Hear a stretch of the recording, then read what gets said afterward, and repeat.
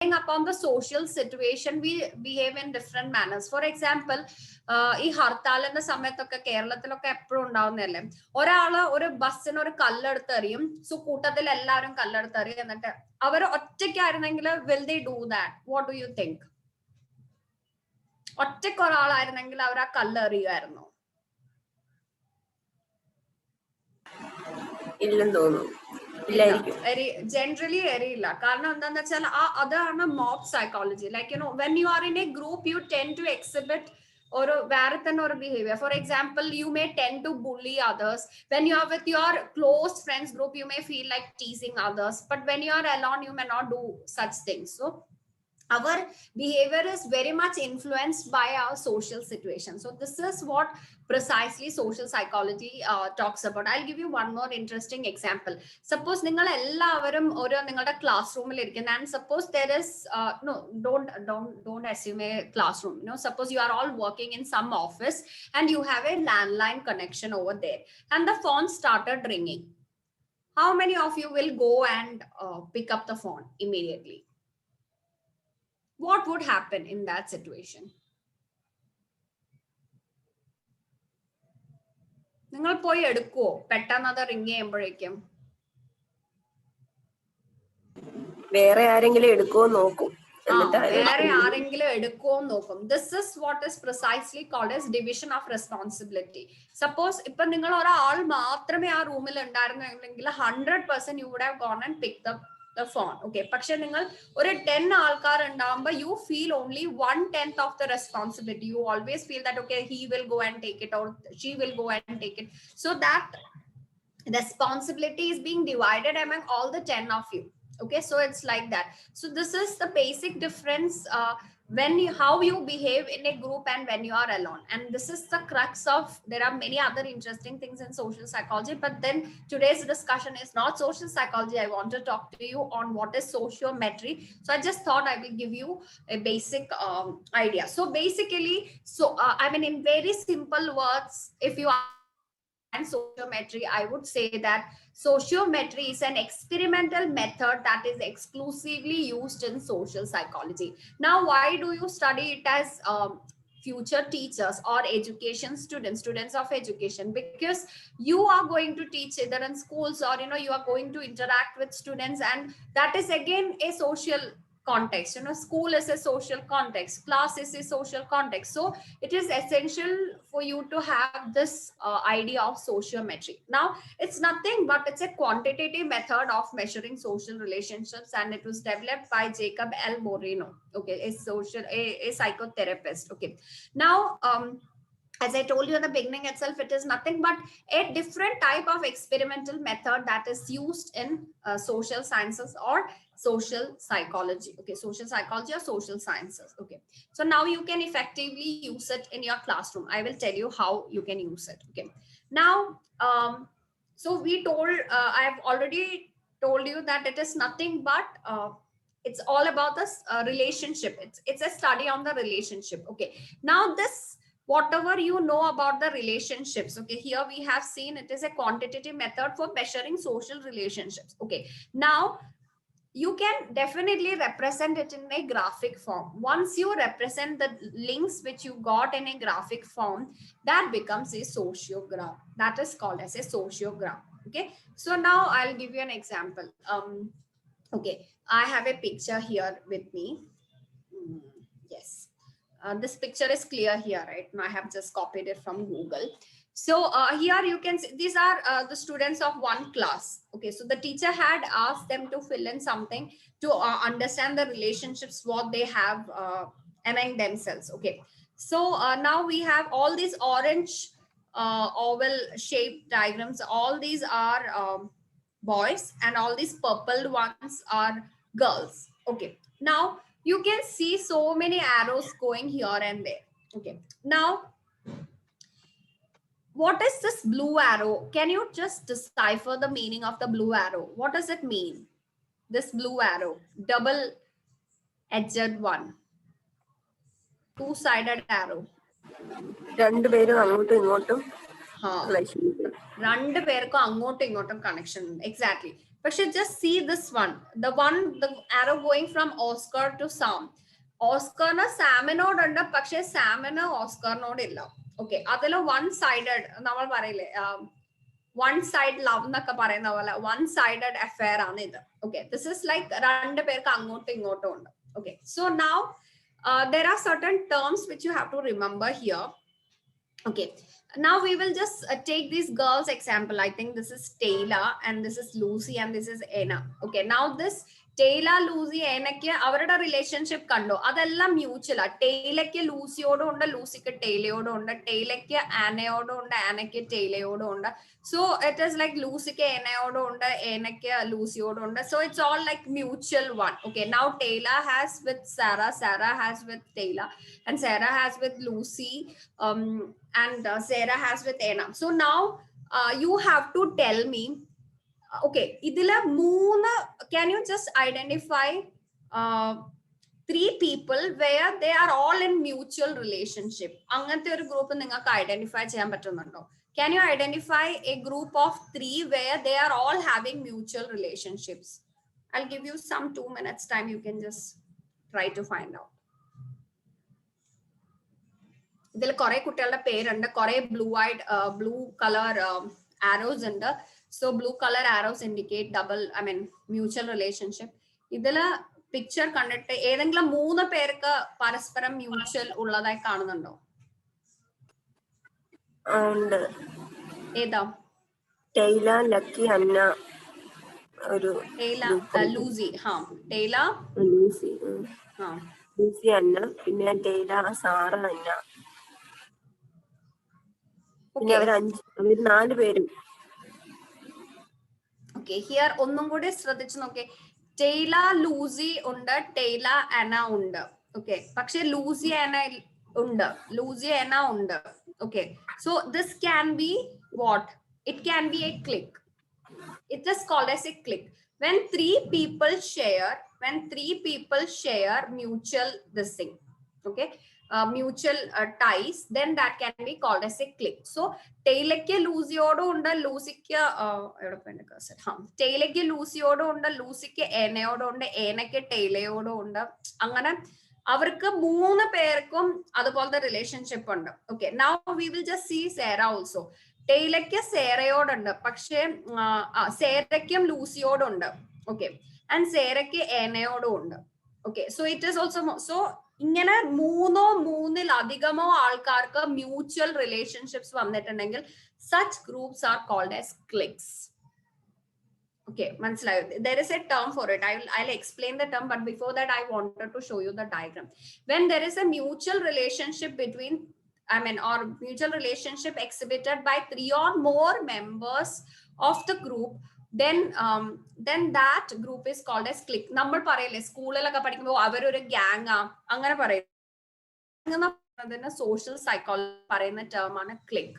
CLIQUE, clique. Okay, so you can once you become a teacher, you can actually try to learn the relationship what students exhibit in the class. Okay, now can you find anybody who is not preferred by anyone in the class or least preferred by anyone?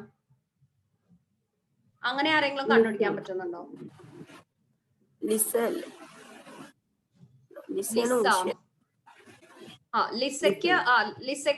ലിസേന ആരും prefer ചെയ്യുന്നില്ല. Lisa കുറച്ചു പേരെ prefer ചെയ്യുന്നുണ്ട്, ലിസേന ആരും prefer ചെയ്യുന്നില്ല. അങ്ങനെയുണ്ട്. Lisa, അപ്പൊ ലിസയ്ക്ക് ഒരു പേരുണ്ട് ഇതിൽ, ആ പേര് ഞാൻ പറഞ്ഞുതരാം. ഓക്കെ, സോ ബേസിക്കലി ഇവിടെ ആ ഒരു ലിസ എന്ന് പറഞ്ഞ കുട്ടിയായിരിക്കും ഈ ക്ലാസ്സിലെ ഐസൊലേറ്റ്. in the sense അവളെ ആരും പ്രിഫർ ചെയ്യുന്നില്ല. She prefers Lucy, she prefers Tyler, she prefers Sam. പക്ഷെ ലിസേന ആർക്കും വേണ്ട. സോ അങ്ങനത്തെ കുട്ടികളും ഉണ്ടാവും. So when you find such children in the class, you have to give them some special attention. അങ്ങനെയൊക്കെ കൊടുക്കണം. മേ ബി അവരോട് ആർക്കും ഇന്ററാക്ട് ചെയ്യാൻ ഇഷ്ടമുണ്ടാവില്ല. So you give them ഒരു confidence. This is teachers can really do wonders if they know how to depict this sociogram. Okay, so this person is the isolate in the class. She doesn't have a big connection. Now I'll just explain couple of terms so you will understand. Okay, so on a sociogram who have many choices, they are called stars. So tell me, who are the stars in this picture? കുറെ പേര് choice ആയിട്ട് വെച്ചിരിക്കുന്നത് ആരെയാ ഇതില്? ആരെയൊക്കെയാണ് ഇതില്? ആരൊക്കെ ആയിരിക്കും ഇതില് stars?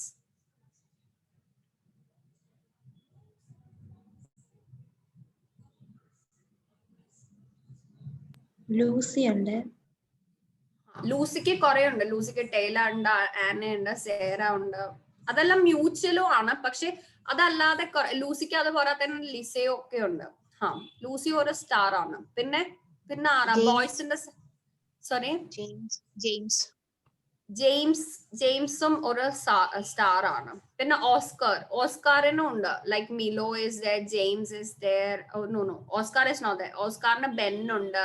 So all these people, and Oscar has some inclination towards Sam, so there are one-sided. So ഏറ്റവും കൂടുതൽ ആൾക്കാർ ഇങ്ങനെ പ്രിഫർ ചെയ്യുന്ന ഒരാളെ ആയിരിക്കും, അവരൊക്കെ സ്റ്റാർസ് ആയിരിക്കും. ആരും പ്രിഫർ ചെയ്യാത്തവരൊക്കെ ഐസൊലേറ്റ് എന്ന് പറയും. അപ്പം you can actually do this exercise in the class. It's a very interesting exercise. Okay, now see, those with few or no choices are called isolates. Okay, now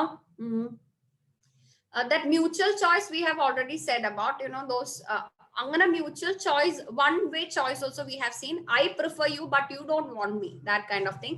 Click also we have seen, like moona allengila moonil adhiga aalkarku mutual interest ulladu, that is click. But so basically, or a social situation, like as a teacher you can definitely make use of it, you know, may not be as a part of a research study, but you know, just to know the relationship dynamics in your class, you can definitely make use of it. What you can do is you can ask them to fill in a series, or you can ask them a series of questions, you know. I mean, like nenakku ee kuttinodu endha relationship, ee kuttine ishtano, aa kuttine ishtano. I mean, maybe may not be in a direct manner, but you know, in an indirect manner also you can ask them questions, and on the basis of the responses they give you, you can just plot this graph, I mean plot this diagram, and you can easily identify, okay, this ee kuttinodu aarum indannalla, allengi ee kutti ottum decide aayittulla oru kuttiyalla. So you can, as a teacher, you can work upon his social behavior or whatever it is. Okay, so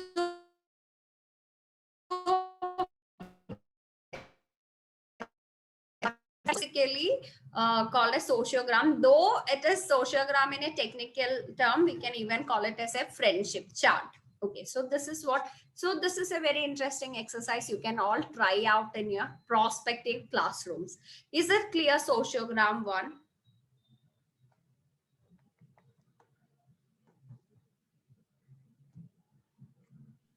Clear? Yes, ma'am.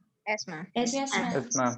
Yes, ma'am. Only couple of things you have to remember: who is an isolate, who doesn't have so many choices, who is a star, who has many choices, and you know, mutual ones. Clicks ingane korchu terms aalocha madi, korchu questions administer cheya, avarude relationship plot cheya. So I mean, especially when the class is small, you can do it in a very effective manner. But you know, in the class no, I can't do it. Why? Because I have 120 students in my class. Okay, so 120 students means it's very difficult. Students do not even know their names. Now I am pretty sure that all of you must be knowing each other's names, and you might be knowing, you know, in quite a bit of detail also. But in my class, not everybody knows everyone. That is the case because many of them meet only during examination. So 120 is a huge size for a class.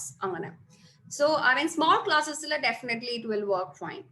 Now we have a checklist. Okay, checklist is nothing but checklist ningal kandittundavam, like yes or no, yes or no, yes or no. Basically angane irukkum, like this does this student exhibit this behavior, yes or no.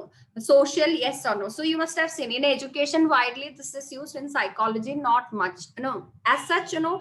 In my kind of subject, industrial psychology, we don't make use of checklist so much, but education people from education, researchers from education, they make use of checklist a lot. You know, basically it is nothing but structure a person's observation or evaluation of a performance or artifact. Okay, so now it is nothing but I mean, certain questions will be there. Okay, does this student exhibit good social behavior? So yes or no. So does he like to make friends? Yes or no. Does he ask questions in class? Yes or no. So I mean, it's just this checklist, you know. It can be always, see, we have already talked about observation. Checklist is something that can go along with observation. So coupled with observation, checklist can do wonders. Okay, so that is something. So checklist is nothing but, you're saying yes or no, yes or no, yes or no. The students, does the student engage in fights with other students? So all these things, yes or no, you can get, and along with observation, if you use it, you can get better, reliable results. Okay, so checklist is not something that I use so much, but definitely it has a lot of scope in the field of education, because you can definitely try out with your students. Okay, now next one is rating scale. Okay, rating scale is quite interesting. It is nothing but it is a survey method, and it is a closed-ended survey. Now you all know what is an open-ended one and what is a closed-ended one. What is the basic difference between open-ended and closed-ended?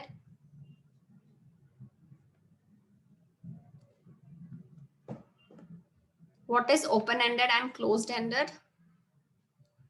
Anyone?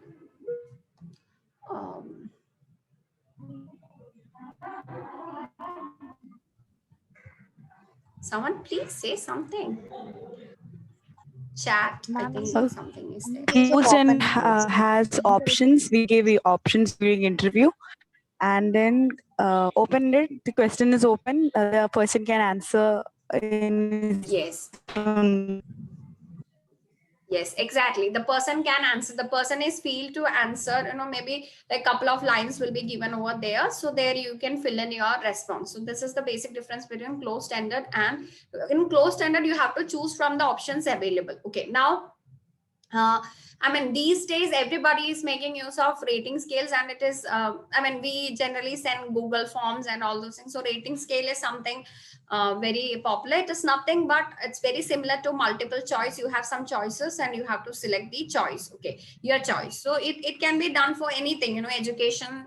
Also, rating scales are widely used. Okay, now, it can be compared to our checklist or the checkbox question, but then the thing is that it is a 2-point scale. Okay, now a checkbox is like yes or no, there are only 2 options, but in a rating scale it can be any number of options. But generally most of the rating scales, it will have a 5-point scale. Sometimes it can be a 3-point scale, sometimes it can be 7-point scale. I have seen 6-point scales also, and up to 10-point scales I have seen. Okay, so you can actually increase the size of the scale. That depends upon you, but my suggestion is that 5 looks like a good number. Don't increase it so much. Okay, now one second. Yeah, why is it not good? Yeah, types of rating scale. So there are different types of rating scale, primary types of rating scales that can be used for an online survey. Okay, you can make use of this.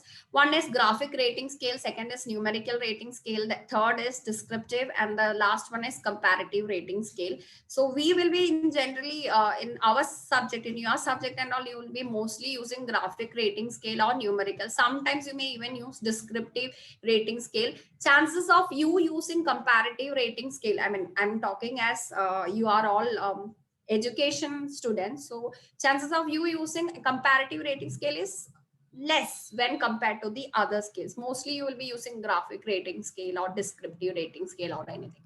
So we will descriptive also, not so much graphic or numerical. Okay, now graphic, it is nothing but you have a question. So how often do you study, or how often do you bunk lectures? Okay, that is one question. So how often do you bunk lectures, if that is one question? So you can you have different options, very often, occasionally, rarely. Okay, so then it becomes a 3.1, or you can write very often, sometimes, rarely, never. So that becomes a 5-point scale. So it is like it's kind of a Likert scale. You must be familiar with Likert scale. Okay, so you have to just select one option, and then you can, or 1 to 3 points or 1 to 5 points, you can just you can give a value from there. Okay, highly dissatisfied, for example, this is widely used in HR.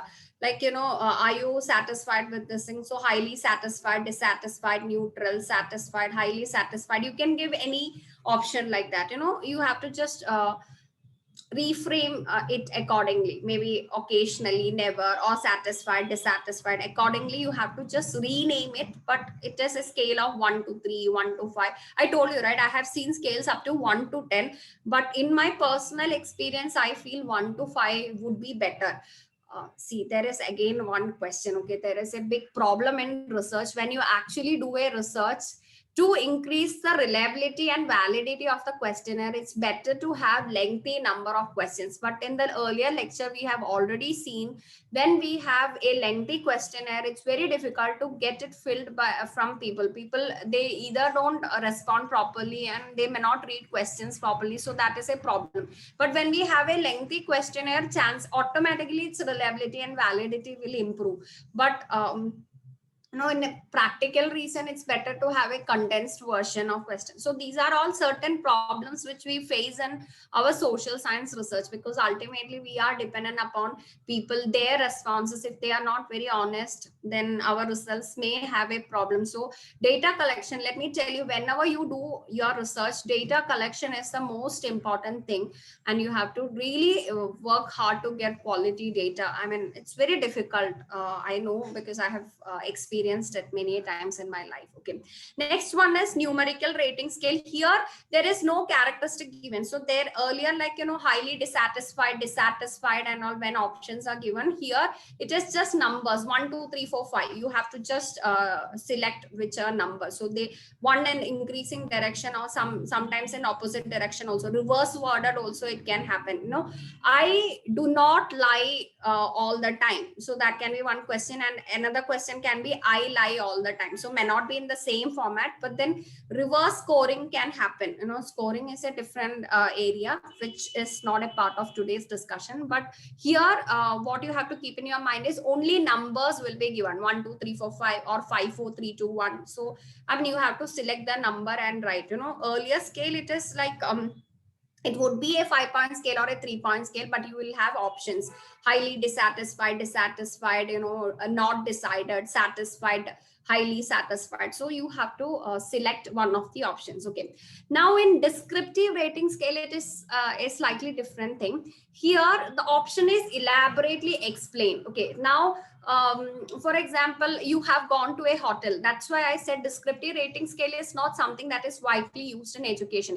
You may use that first one, graphic rating, or the second one, the numerical rating. Okay, descriptive is here, like you go to a restaurant. Okay, many of the good restaurants have feedback forms. That is also a part of the survey. So what they do is they have given everything. How about the ambience of this? So how would you rate the ambience? So they will give you detailed description of everything, and ambience was very good, or ambience was bad. I found the ambience to be uncomfortable. They will give you these kind of answers rather than just saying dissatisfied, satisfied, or anything. It is a description is given, and from the description or tasty, food was very salty, or food was masalas all were proper, or food was extremely spicy, food was very oily. So they will give you a lot of descriptions, and you can select from there instead of just, so that they will directly I mean, one more thing I told you, right? Descriptive rating scale ka one advantage is that sometimes we have a tendency to blindly mark it. I told you, right? Certain, I think I have discussed something about certain biases or errors that can happen in this kind of data collection. People may just give there is something called as a central tendency error. So I don't want to appear too much this side or that side. So what I will do, I will just give, if it is the median value is 3 or the average is 3, I will just go for 3 3 3 3 3 3 3, or most of the responses will be 3. It will not be and sometimes I go for that extreme thing. If I don't like it, I'll just give 1 1 1 1. Some people will go for this extreme, all 5 5 5 5. Some people will just randomly do something. I mean, I have seen questionnaires like that, surveys like that, 1 2 3 4 5.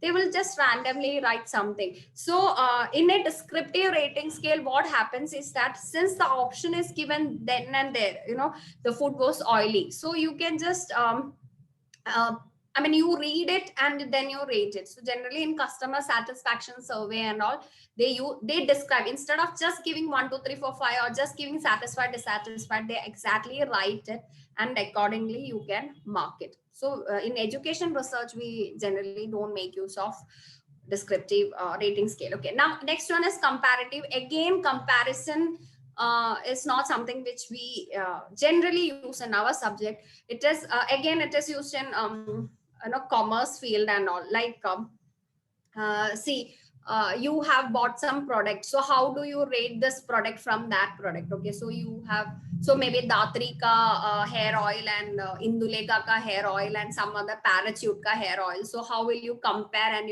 rate this one? So this is what is comparative rating scale. You are comparing this, your product or your service, with other related products or services, and you are trying to get a response from the respondents. Okay, now this is what is comparative rating scale. Is it clear? Yes, ma'am. Yeah. So now let me just ask you one question. What are the 4 different rating scales which we have discussed?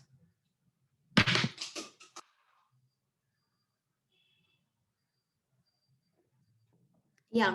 What are the 4 different rating scales which we have discussed?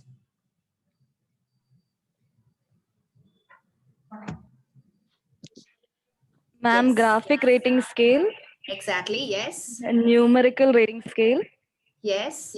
descriptive rating scale, Yes. and comparative rating scale. Ah, yeah, good. No, just no, I don't want to ask these kind of questions, but then just to make sure that the class is listening and they are not sleeping. Okay, that is the only thing. Because yeah, so otherwise you are all what to say, quite matured students. My students, what they do, they switch on the computer and they do whatever they want to do, because they are relatively younger students. They are 18, 19-year-olds, so they do all these things. So they go somewhere after logging in and all. But definitely you are not like that. You are quite matured, real learners. Okay, anyway, so yeah, now we have only a couple of more methods. So I think one more time we will have to rejoin. It's already showing 8 minutes remaining. Okay, so yeah, cumulative record, what it says, it is something specifically used in educational psychology, and it will be used by you teachers. Okay, this is not something which I have used in my research as such, but I can definitely use it for with my students as a teacher. Okay, now cumulative record, as the term indicates, cumulative, it is getting added up. Okay, so it is an ongoing document wherein new information is attributed. Maybe it has see, suppose a student joins some institution, so it will have the record of everything from the day one. So it will give a brief picture of what the student was at the time of joining, what he has been, and what he is right now. So all, everything, every information in just one file you will get. So this is what is cumulative record. I still remember earlier when I was studying in school, I don't know how, you are quite younger to me, but then when I was studying in school, one year we had one report card. Okay, so once that year is over, that report card is over. Later on, I have seen in many schools they have one report card for entire LP section and one report card for entire UP section. So now this is an example for a cumulative record, so that you will actually know what kind of a student he or she was earlier, and what is the rate now. And suppose, especially when a new teacher joins an institution, she will not have any idea about the kind of student, but this cumulative record will definitely give a basic idea about the student. This student was very good. I can even tell you one example from the US. This was shared by one teacher. I have read it somewhere, I don't remember, long back. So now this teacher has joined that school, and there was one student in the class who was always dull and never ever active in the class. And then teacher just, generally we teachers have a tendency, we always favor the the better ones in the class, the best ones in the class, we tend to ignore those people who never respond. And also this boy was always sidelined. So she also thought, okay, dismiss the student, okay, not a very, very good student, so let me not give him so much of attention. But one day she happened to see his old records, and she found that he was a very good student in the earlier years, and his grades were all very bad in the recent years. So then she discussed it with some of the fellow teachers, and they told that he had a personal tragedy. He lost his mother, and after that he is totally detached kind of thing. Okay, now this teacher, she gave him a lot of attention, and then slowly that student came back to it, and his performance improved, his overall health improved, everything improved. Okay, so now that is why, like, a new teacher may not know about everything about a student of the school. So this is one good strategy to bring in improvements in the life of a student, especially when the teacher knows what exactly is the track record of that student. Okay, so this is what is cumulative record, and a very, very useful technique for you to understand or to get a holistic view of your students. Okay, now basically it is prepared by the teachers of the school, so they get all the data about the students, and it has been constantly updated. Okay, now it's a as a most useful and essential technique of data collection, the cumulative record, how can we describe it? It's a method for recording, filling, and using information essential to the guidance of students, those who are in the school. There are certain definitions which are given below to make the clear meaning of cumulative record card. I just wanted to ask you, is there any school in Kerala which follows this strategy of cumulative record card? Are you aware of it, where students have something like this? Are you aware of it, like from the day one data about the students?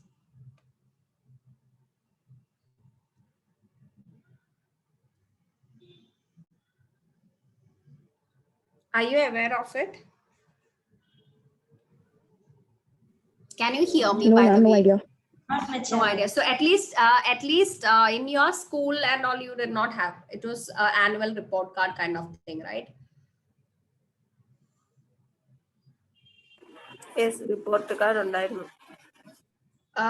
Cumulative ആയിരുന്നോ? Like അല്ല, just one year മാത്രമുള്ളതായിരുന്നോ? Miss ഒരു സമയത്ത് CGP എന്ന് പറഞ്ഞൊരു സംഭവം ആയിരുന്നു. And then ഓരോ test പേപ്പറും ഇന്റേണൽ അസസ്മെന്റ് എല്ലാം കൂടെ വാലുവേറ്റ് ചെയ്ത് അങ്ങനെ ക്ലാസ് 10 വരെ സ്റ്റുഡൻസിന് 10 CGP ആയിരുന്നു മാർക്ക് വന്നുകൊണ്ടിരുന്നത്. അത് കഴിഞ്ഞ് വീണ്ടും അത് ബാക്ക് ടു ബോർഡ് എക്സാം ആക്കിയിട്ടുണ്ട്.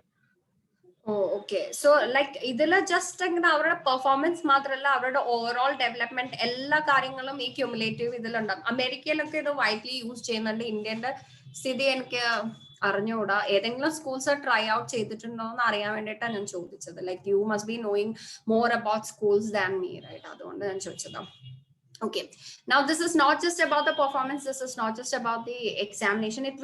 It will give, because or if you just say this is a psychological developmental psychology in the perspective, it's a very good record, a valuable record, because നമ്മൾ ഒരു കുട്ടി ആയിരിക്കുമ്പോൾ like suppose ഒരു LKG ഒരു കുട്ടി ഒരു സ്കൂളിൽ ജോയിൻ ചെയ്യുമ്പോൾ that child is hardly 3 to 4 year old, and the child ഇപ്പൊ മിക്കവാറും സ്കൂൾസിൽ 12th കൂടി ഉള്ളതുകൊണ്ട് by the time that child, if in case the child is studying in the same school, the child leaves the school at the age of 17. Okay, 12th കഴിഞ്ഞ് leave ചെയ്യുമ്പോഴേക്കും 17 years ഒക്കെ ആയിട്ടുണ്ടാവും. So maybe like 3 years or 4 years, 17 years വരെ such a long period of his lifetime he is spending there. So a cumulative record card, I mean adile nammളുടെ കുറേ developmental changes also happens, so this will give a holistic picture.